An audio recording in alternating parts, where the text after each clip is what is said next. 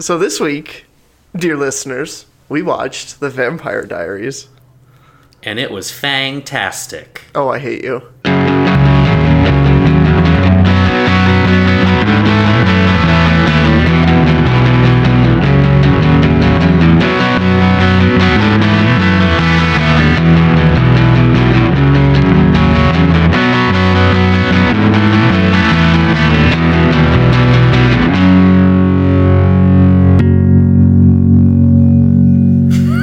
Evan doesn't warn me. Evan doesn't warn me about these jokes. And in our little peek behind the kimono here, we're going to part the curtain a little bit. In the outline we do for each episode, I just have insert kick-ass joke. And sometimes that bar is very low, listeners. But welcome to Bad Watch. I feel like most of the times, I just get hit by the bar. You have a kick-ass joke, and I just get hurt. It's an aluminum baseball bat. He's Andy. That guy's Evan. And this is Bad Watch, a podcast where we watch the shit out of shit. And as Andy said at the top, this week we watched The Vampire Diaries, Season 2, Episode 1, The Return. Yeah. Now, you picked this. I did.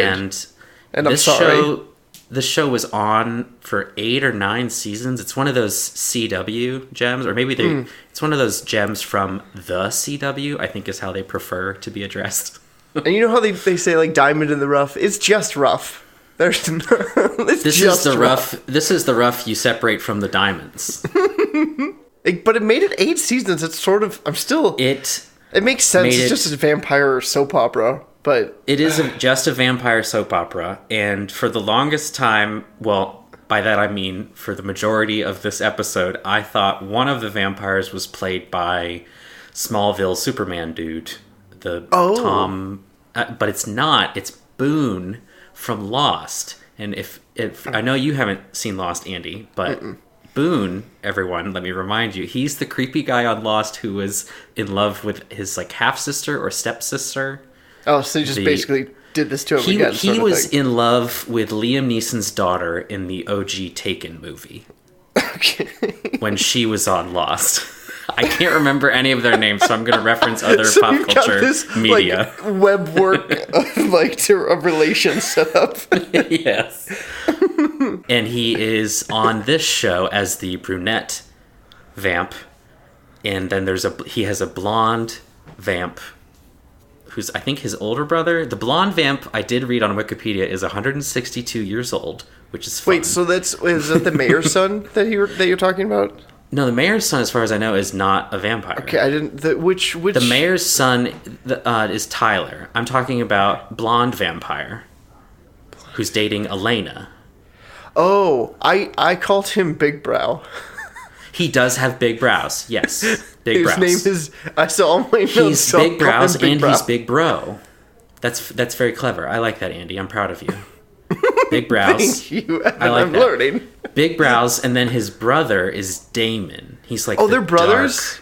I guess that sort of made sense. I thought they were going to kiss at one point, but that would make it weird if they're brothers. So no, all right. They're brothers, and they're both in a love triangle with Elena, who is immortal, and is a teenager casually dating a 162-year-old vampire. But it's good because their maturity levels are exactly the same. That's very fair. Despite being around for multiple lifetimes, Big Brows has not grown up an inch. Has learned nothing. It's terrible. I looked up the ages of the cast at the time they recorded this, so in case we wanted to play What's My Age again, but I got so mentally discombobulated because they're 20-somethings playing 162-year-old vampires who look like they're supposed to be in high school, and the only point of interest is that the character Jeremy, who's somehow related to Elena, I'm not sure if he's her brother or her cousin. I thought he was brother. They live in the same house, for sure. He is actually a year older than Elena. All right. So that was it for What's My Age again. But they're supposed to be in high school? She's supposed to be a teenager. Yes. I don't why? Thankfully, this show doesn't go through the charade of making them show up at a high school at any point in this episode, because it would have been patently ridiculous. Like, it would have been very stupid. But well, they just would have had to fill the hallways with 30-year-olds. They would have had all of the students there's something in the water where they went through puberty ages ago, and now they're like 25-year-olds. So I watched the recap from season 1, and of all the Bad Watch recaps that I have sat through, I think this was the worst. Did you watch it? Yeah, it was brief and sort of confusing. I couldn't tell when the recap ended and the episode began. Yes. All of a sudden, there was stuff happening. I was like, wait, is this in the past? And I was still asking when someone was getting stabbed, and then stuff like, I was like, what is oh, this is the show now. Okay. Yeah, and what's very confusing is there are a large number of characters, and it was very hard to know who any of them were, as evidenced by Andy's and my discussion of Big Brows. But there's like all these random mortal people running around. One of them is a witch. One of them's in the hospital. The magic system thing was so funny. I can't. The mayor is dead. Yeah, the witch can give the vampires migraines, apparently. with an eyebrow, and then that's really all she's got. She raises the one eyebrow, because she can smell what Dwayne "The Rock" Johnson is cooking, but the vampires can't. What his mana smells like. And they get a migraine and leave her alone. And it's really like they're like, ow, and then that's it. That's like. All right. Okay. It's so silly. And then, to make matters even worse, with all of these characters to keep track of, there are two characters played by the same actress in a real Priyanka, what's her name? Priyanka Chopra in Quantico turn of events, where one version of the character has curly hair and the other version has straight hair. In this version, so the two brothers, the vampire brothers, Damon and Big Brows, ages ago when they were living their vampire life, their best life. They were both in love with I think another vampire named Catherine. Yeah, but Catherine she made them love her. Yes, I wasn't even. I think she might have made them both vampires as well. I'm not sure. Not. I could be making that up.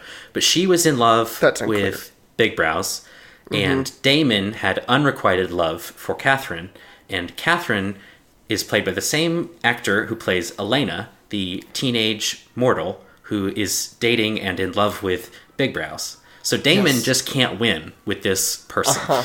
So his whole arc. He found a mortal who looks like his ex and was like, since I haven't changed, it'll work out just fine. It's a very unhealthy dynamic that they have going there. From the basics, it's like, yes, drama.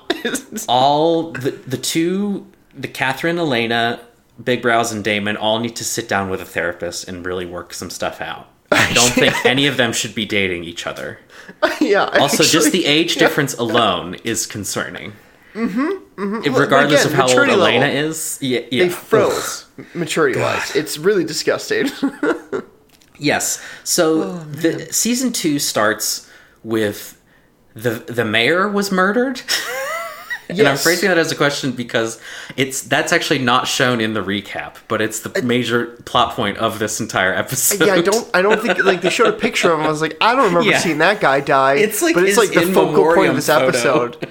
Yeah, it's like sort of. I was like, I don't remember the face. So okay, I don't know. Maybe he's been dead for maybe the entire last season was one day, 24, and so this is the result of that. Maybe. So they've been mourning that entire day, and now they've returned to normal vampire time in this new season. Yes, and we should mention that the only points of vampire lore that most people are familiar with that are relevant to this show are that the vampires need to be invited into a home before they can go cross the threshold. That's about it as far as I can tell. Staking, and they have fangs. Works, apparently. They have fangs. You can kill them with stakes or severing their heads, I think, and they're totally fine in sunlight. Yeah, totally fine. They eat food, they drink alcohol, and are affected by it. Yeah, they eat and drink, and I guess blood is just a bonus round for them. I don't. and they are very liberal when they just want someone to heal. They just cut themselves and just jam their arm in their face. I was very unclear on the mechanics of how their blood could heal people without making those people vampires also. Very strange. It was very strange. It really didn't make sense, but that is, in fact, what happens because at the end of season 1, someone turns on what they call they alternately call the vampire device and the Gilbert device. And that is also what kills the mayor. So I was never sure if the mayor was a vampire. Because they were discussing. My understanding was that he was not, and the other part of this is that apparently most of the town knows the vampires are real. Basically, the entire town. Because everyone appears to be discussing it at some point or another. Like, did you the whole he's dead now, and it's just like, wait, there's 3 new people I haven't met who are all aware that vampires are a thing. Mm-hmm. That's a lot of folks to be in the know. So the vampire device was set off, somehow killing the mayor, and then his son was driving. The mayor's son was driving a car at the time the device was set off, and he gets one of the wicked migraines, crashes the car. One of the people in the car is in the hospital, but Damon shows up and he's like, I don't like this bitch, but I'll give her some of my blood and she'll be fine. And I'm also like, where are the nurses that they're just chill with this strange man going into a room of a person he doesn't even seem to like or be related to and giving her blood from his own arm? There's some real shenanigans that happen. It's like I kept going, where are the adults? But I was like, wait, you guys are playing they're non-adults. So and then at one point the sheriff turns up. Well, okay, there's a boring looking white guy named John, right? And he is Elena's uncle and Jeremy's father. He's the one who gets stabbed at the beginning of the episode. Not stabbed, right? His fingers are cut off. Well, she also stabs him in the gut. Oh, that's true. Yes. She says, bye, John, and then stab. And then, she moves around so quickly. When we say she, we're referring to Catherine. Evil Elena. Evil Elena stabs and cuts the fingers off of John Gilbert, I think is his name, who is Elena's father? Or it doesn't... Which was very strange because they look the same age. It is not her father because she talks about her father later. When her parents died or something. Yes. Yeah, I think he's Jeremy's father and is Elena's uncle. Jeffrey. Jeffrey's his name? Yeah, I think so. It's not that important. Angsty kid who wants to be a vampire. He does, very badly. And but his uncle hates vampires. And there's someone named Anna who died, but gave some of her blood to Jeffrey. And so Jeffrey overdoses on OxyContin, but right before, he washes that OxyContin down with Anna's special blood. So he overdoses, I guess, and then survives. He doesn't even do a good job. And that's the thing. They later say that he didn't take enough for it to be fatal. He just was taking like a stiff nap or something. He was like, let me have a quick coma. But he So this is the sort of thing that you can get at a vampire soap opera, is that there is no real tension because every character can die and probably will by the end of this, and then they will all come back and they can just keep coming back. Yes, it's really that ridiculous. Was for sure the impression I got. And at the very beginning of the episode, Elena walks into her house and sees John stabbed and lying on the floor with his fingers cut off, and he's initially scared of Elena because, by the way, he looks exactly like the woman who stabbed him. Yeah. But she calls the police. Catherine briefly shows up, but then she leaves. Well, she does this weird, I can move super fast and mess with you thing. And including the whole, when you look away, I appear behind you and the audience can see you. Like there's supposed to be some tension, but it's you're superhuman, basically. You either win or you're just messing with the camera at this point. It's just this is distracting. It's stupid. You're not even doing the cool Quicksilver thing they do in the Marvel films. It's dumb. Then Catherine leaves. The police show up, and for some reason Damon is there. I guess Damon was there during the stabbing. And just not paying attention. Right before the stabbing, he was outside. Because he was outside on the porch kissing Catherine, who he thought was Elena. And then later, he basically tries to slut-shame Elena for not kissing him. It was very strange. Well, so Big Brow and Damon are both in love with Elena. And yes, and Elena is in a relationship with Big Brow. Yeah, and Elena, air quotes Elena, Catherine, kissed Damon. And so then Damon's like, well, I mean, we kissed. And she's like, no, we didn't. And he's like, don't deny it. It took them way too long to figure out that something was going down. It was really ridiculous because they're like, and then another person's like, "Hey, Elena, remember when we did this?" And she's like, "No, we didn't." And it was like, and this is after in the recap they talk about how why does Elena look exactly like Catherine? So they know. Oh, they talked about it before. Yeah, they mention it in the because they show a picture of Catherine, and they're like, "I don't understand why Elena looks just like her," and neither do we, but no one's going to figure that out.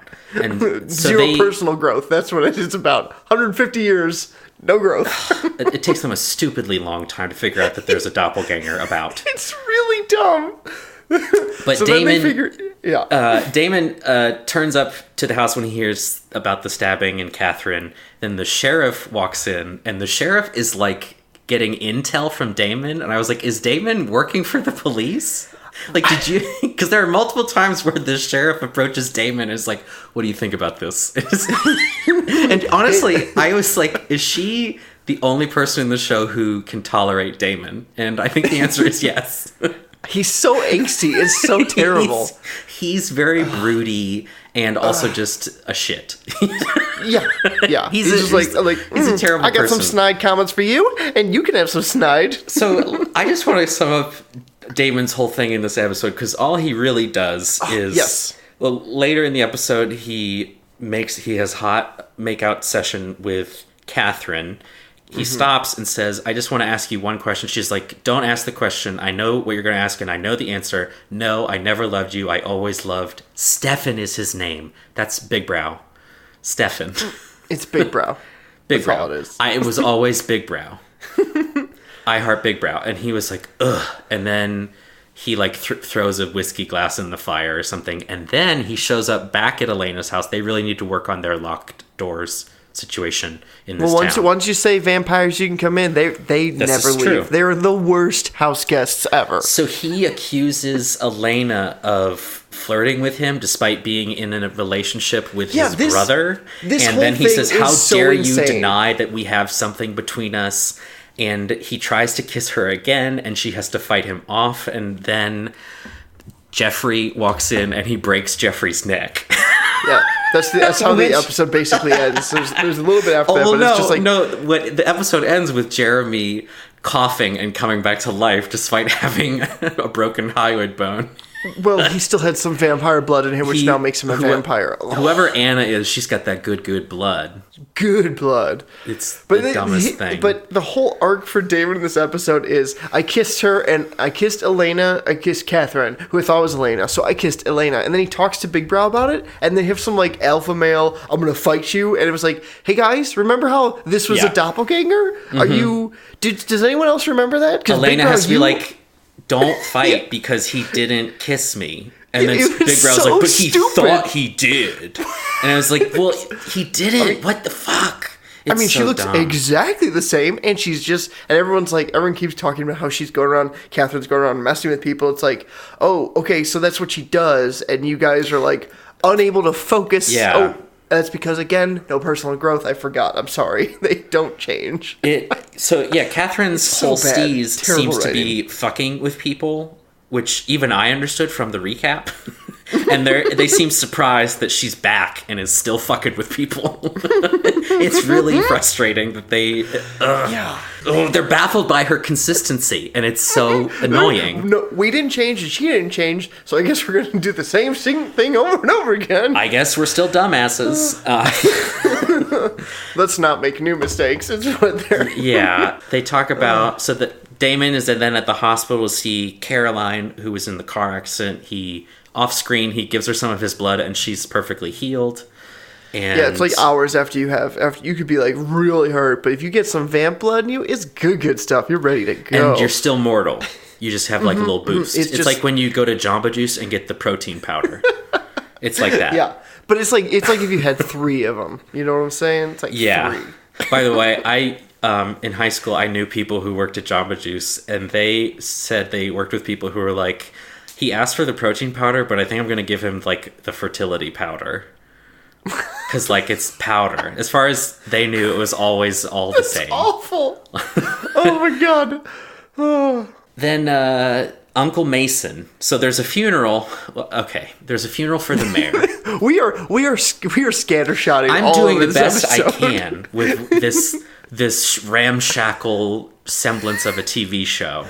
So there's this huge estate that apparently is the mayor's home. Again, Tyler was the one driving when he got a migraine and crashed the car, but he survived. The mayor was not in the car, but he died. He was in the basement or something. They're we put him in the basement. He was like, I'm beginning to think he was like shooting heroin in his eyeballs, and no one wants to talk about his drug problem now that he's deceased. They never talk about his death. Uncle Mason, Tyler's uncle, mayor's brother, shows up, and the family name is Lockwood, and yes.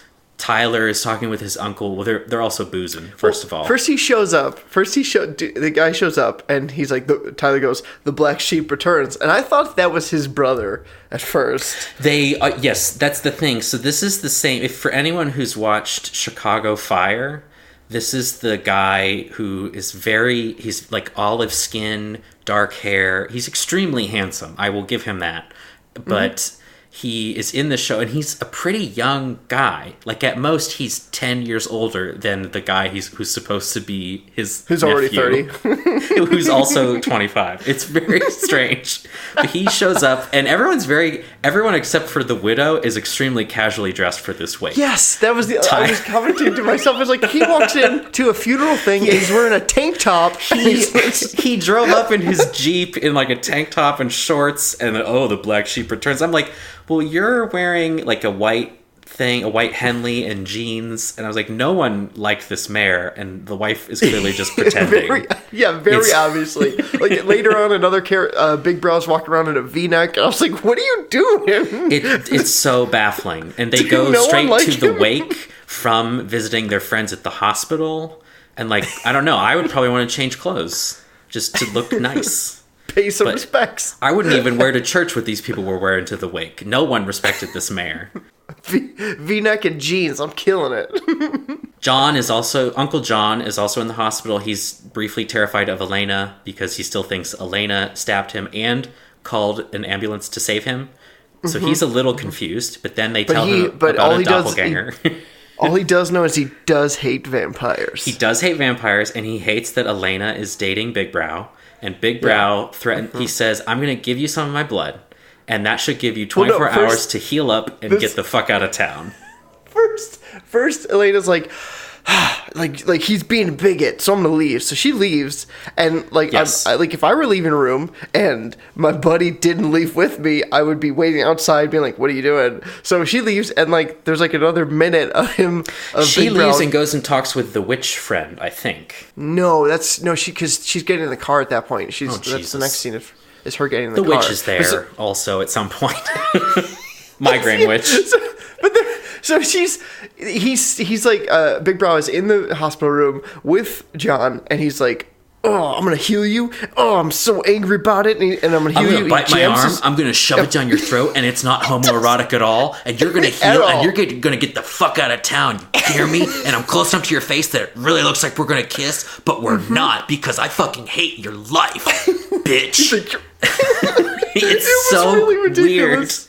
The homoerotic really tension in that one scene, and also between the two vampire brothers, as Andy alluded to earlier, it is off the charts. It's crazy. I was like, they're very like when the brothers were standing next to each other, I was like, they are very close right now. What is going to happen? I kept waiting for the moment when one of the brothers was like, "I like your cologne," and then like turns away.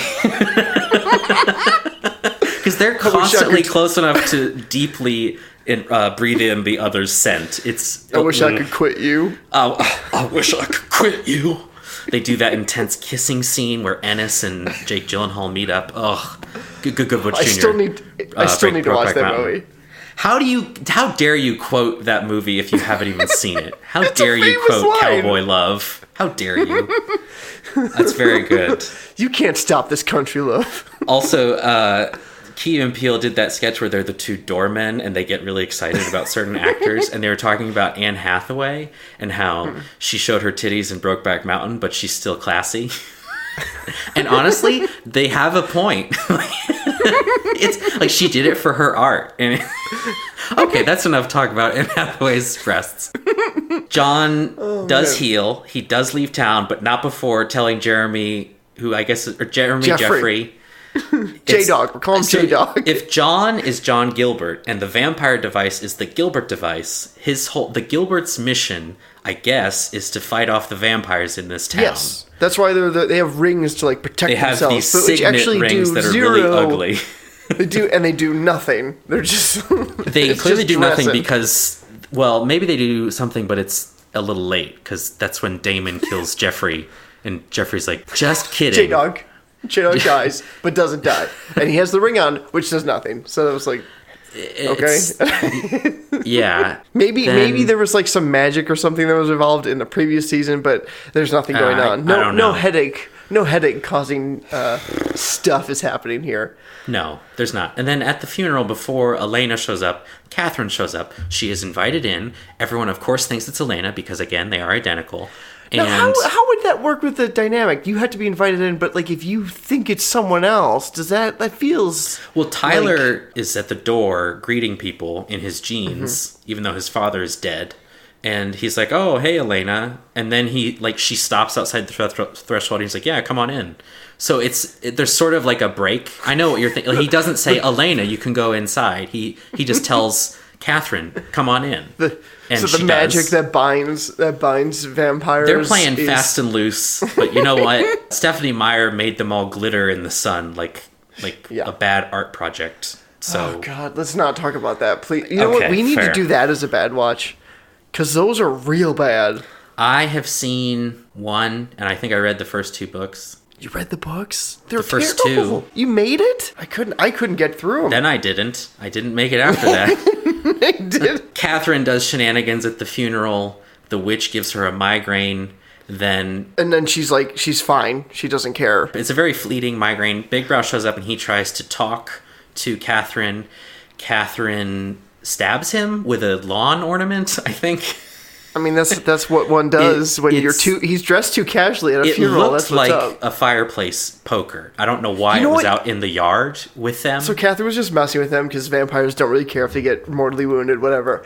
She should have said, after she stabbed him, it's like, "You're not dressed appropriately for this the funeral," and that would be why she stabbed him. Honestly, she was one of the better dressed people there. She was. I mean, she was all in black. That's her motif, dressed for mourning, actually. What's his name? Big Brow heals up.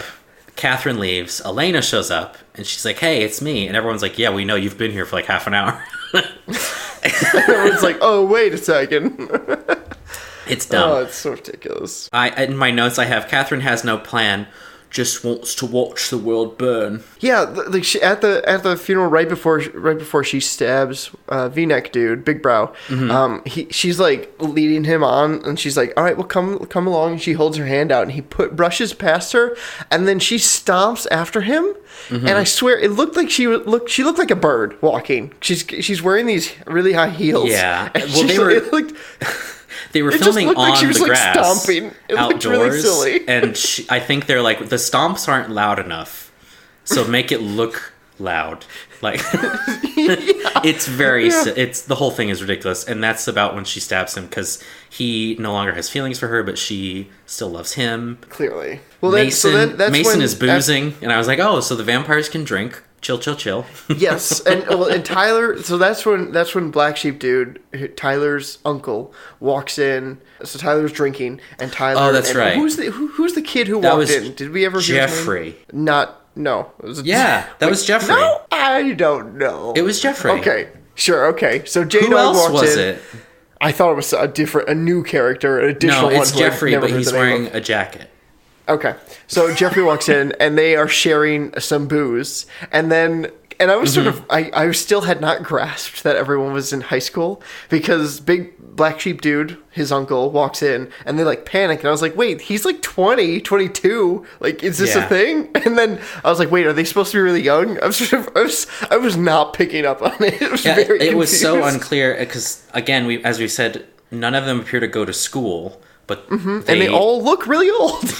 Yeah, it's strange. So there's like a moment of panic, and then there is a crazy moment though where Tyler, the mayor's son, is in like his father's study, and I said he gets the worst actor award because at one point he's just standing there, and then he's like throwing a screaming fit, throwing shit off his dad's desk, and it looks like the most unnatural thing anyone has ever asked him to do. I just have all these feelings. I don't know how he ended up as an actor in a television show, because it's clearly not in his wheelhouse. Maybe he gets better. Crappy. It was really. I was like, you didn't. What take was this that you thought? I guess that's the best he can do. Because they were like, we're not resetting the table. You get one. We're done. They're like, we don't want to put all that shit back on top of the desk, so this is it. And oh man, yeah, he throws stuff on off the table, and then he starts like yelling, and his brother, his uncle, it's definitely actually his brother. That would have been a more comfortable position in my mind. Yeah, his uncle tackles him, and he's like struggling on the ground, but not actually fighting because he's trying to get him to chill. Yeah, he's like, calm down, which usually helps angry people calm down. And then but it's just like, he's like struggling, and then he just stops. Tyler and the uncle have a conversation. He's like, Tyler's like, well, I just get so angry and I snap. And the uncle is like, so that's the curse of the Lockwoods. And he says it again, that's the curse of the Lockwoods. It's like, oh, so he's trying to point out that they were like old school cursed by a witch or something. Or by a vampire. Like, he's not speaking like it's an inherited genetic family trait. He's saying they were literally cursed. The first time he said it, I was like, wait, you should just like go to therapy for this. Like, this is there's you just ways need to get in touch deal with your with emotions. this. It's called anger management, and he's like, no, it's the curse of the Lockwoods. And I was like, okay, we get it. You're cursed. Fine. Actually, and then I was like, but still, you should just still go to therapy. I mean, your dad just died. You're upset, and you're definitely not handling things well. Therapy would be great. Yeah, and so then this was another point. So then we go to this is where Damon and Catherine have their kiss. Catherine's like, I never loved you, but I will let you choke me while you make out with me. And and that was very cringy to watch. The whole and then do vampires have sex with people? Is that like I don't do they bone? Probably. It seems Catherine like they all want to. Catherine drools over every single person like she sees. That she's is true. Look at those blue eyes. Yeah, she's really into all of the hot 20-somethings masquerading as high schoolers. And then there is a moment, though... a weird form of pedophilia, then? Or is it just like It's gotta be, right? Because she's even older than Big Brows and Damon. So, I don't understand. But age is literally just a number when you live forever. Now, there's a point where after Catherine says, I never loved you, Damon proceeds to drink a lot. Now, he can live forever. His blood has super healing properties, but he still gets drunk. Yeah, his liver doesn't function at any heightened rate. Those healing properties do not extend to his liver. It really annoyed me, because that's when he shows up at Elena's house, and he's like, hey, you kissed me. And she's like, no, I didn't. That was Catherine. He's like, don't pretend. And then all of a sudden, he's very sober, very angry, and breaks the neck of Jeremy. Yeah. It was so strange. I was like, okay, I guess you wanted Jeffrey, still Jeffrey, J-Dog, to be a vampire. Okay, but this was just like a crappy way to do it. Like, to show... It's silly. Just poor writing. Jeremy appears dead. Big Brow shows up. Elena says, I hate him. And Stefan is like, Big Brow's like, I know. And she's like, there's nothing good left in him. And I was like, so he had to kill your cousin for you to realize? Then Jeffrey lives. Catherine, meanwhile, shows up at the hospital. This thing was hilarious. To go visit the woman, Caroline, who was in the car accident, who is feeling much better thanks to Damon Blood. But she has a headache, so maybe she's being magicked. I don't know. Yeah, but Catherine is like, I want you to... Of course, Caroline thinks Catherine is Elena. And first she's like, Elena, what are you doing here? She's like, hi, I'm Catherine. And it's the middle of the night, which is also visiting hours, apparently. Which, no, the nurses are fine with all of this. Oh, thank you for stopping by. And then Catherine says to Caroline, I want you to give Damon or Big Brows, I want you to give the other vampires a message. And she whispers in Caroline's ear, game on, and then kills her. Well, so this is the thing. They show her suffocating her. And, I mean, normally, that takes a long time. But normal shows, they give it, like, a bit. This was, I counted it, because I was like, oh, this feels like they're ending it. It was about 7 seconds before she flops unconscious. And it's especially silly, because Caroline, in this previous breath, was saying how she felt so much better. It's not like she's hanging on to life, which is normally how this goes in TV shows. Right, when yeah, you're someone is smothered with a pillow. She got vampire blood, right? So she's good to go.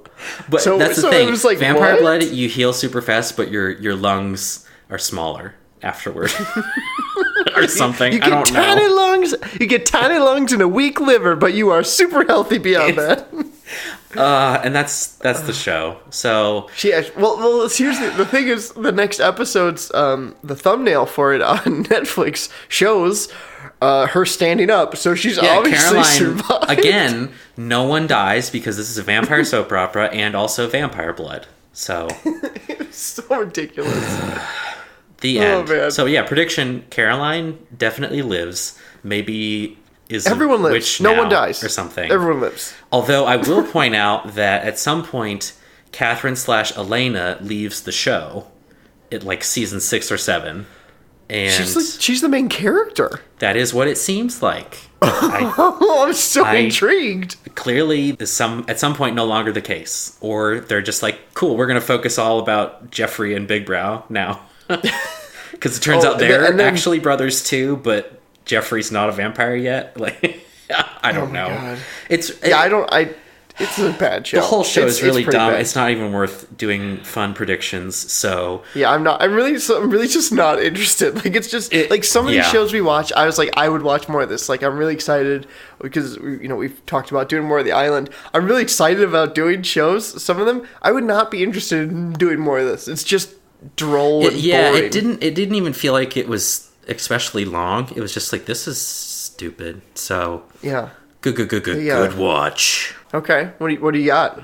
I have 2. One of them is a YouTube playlist, which is like 4 videos, and if you're anything like me, you're very intrigued and fascinated by the show Riverdale, but you don't want to watch it, so you just look for clips of it on YouTube, and there's a whole playlist called Riverdale Cringe, and it's very funny because it takes all of these like greatest hits awkward moments from Riverdale, and the person editing them puts like little text in the screen, and it's hysterical. And there's a moment where Betty is dressed up as someone called the Griffin Queen, wearing like broom antlers or something. It's so bonkers and hysterical, and it's my favorite thing. So I would sort of return to Riverdale because that was sort of fun. Maybe. So ridiculous. I should say, I've told Andy this off air, but I tried to return to Riverdale and I couldn't do it. It was very difficult. So I don't know. We'll put a pin in that. But my actual good watch is a little film on Netflix called El Camino, which, if you are familiar at all with Breaking Bad and you liked that show, I think you will definitely enjoy El Camino. I will also say, if you did not see Breaking Bad, you probably won't really understand what's going on. I did read an interview with the writer-director who said, if there was a way for me to tell this story that was also accessible to new viewers, I couldn't figure it out. And honestly, to his credit for even thinking of that and trying to do that in a way that didn't feel really campy. But I watched it over the weekend. It came out. It's really wonderful. Aaron Paul is incredible, and it was so wonderful to see him playing Jesse Pinkman again, and to also see how Jesse Pinkman is changed by the bad stuff that happens to him in the final season of the show. So El Camino, it's on Netflix. Because I feel like in this show, his character didn't really get, like, he kept kind of like bouncing back to like his original status. Like, he didn't have a lot of emotional growth. It was interesting where he had a lot of depth as a character, but in terms of growth, it's very negative. I enjoyed it very much. So those are my two. Okay. For my good watch, I want to recommend to everyone Cabin in the Woods. It's released in 2012. Written in part by Joss Whedon. And it is a horror movie that is unlike any other horror movie Well, you'll ever I don't know if that's see, true, because isn't it a remake? Is it? I have no idea. So it's similar to at least one other, if I'm correct. I had no idea that it was. Anyways, it is fully excellent. I don't think. You know what? No. You know what? No. Maybe our listeners would correct me, but no, it is not a remake. I will stand firm on that. It is excellent. Is this the one with the attractive redhead who's also in Castle Rock? I don't know who's in Castle Rock. God damn it! You recommended that show on this very podcast. I swear to God. Oh, that show. I still don't remember. It is an excellent movie. It's a ton of fun. There's a lot of humor running through it, and it's got sort of like the Joss Whedon touch. You can feel the writing, his writing style prevalent. So if you like his sort of stuff, you'll definitely get a kick out of it. Highly recommended. Cabin in the Woods. Yeah, I have actually not seen it, but I have heard from other people who enjoy horror movies that is a good one. A good watch. So, but I do like horror movies, so it doesn't. I know so you really don't. So that's interesting that you picked that.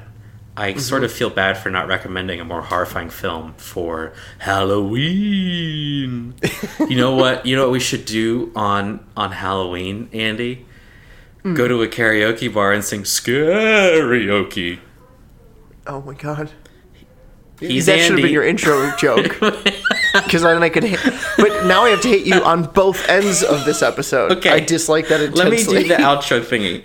If you enjoyed the podcast, please subscribe to the show and leave us a nice review on iTunes and give us all the stars. You can also support the show on Patreon at patreon.com/badwatch.